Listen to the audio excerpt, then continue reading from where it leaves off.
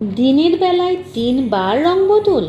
রাজস্থানের ধোলপুর জেলায় অবস্থিত অচলেশ্বর মহাদেব মন্দির এক বিস্ময়কর স্থান। এখানে প্রতিষ্ঠিত শিবলিঙ্গটি দিনে 3 বার তার গায়ের রং পরিবর্তন করে। কাক ভোরে সূর্যের প্রথম রশ্মি যখন পড়ে তখন এটি টকটকে লাল দেখায়। দুপুর গড়াতেই তার রং হয়ে যায় গেরুয়া। আবার সন্ধ্যা নামার সঙ্গে সঙ্গে শিবলিঙ্গটি গাঢ় কালো বর্ণ ধারণ করে।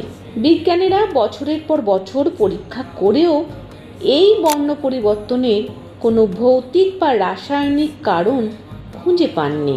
দর্শনের পর জীবনের অপূর্ণ ইচ্ছে পূরণ হয়, জীবনে আসে শান্তি, এমনটাই বিশ্বাস করেন ভক্তরা।